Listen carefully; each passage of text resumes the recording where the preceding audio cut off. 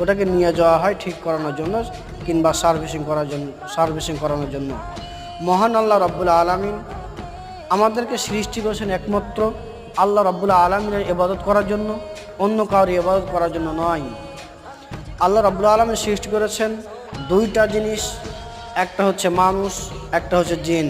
ওমা খালাকতুল জিন্নে ওয়াল ইনসা ইল্লা লিয়াবুদুন। মানুষ এবং জিন জাতিকে সৃষ্টি করেছেন মহান আল্লাহ রাব্বুল আলামিন একমাত্র আল্লাহর ইবাদত করার জন্য, অন্য কারোর ইবাদত করার জন্য নয়।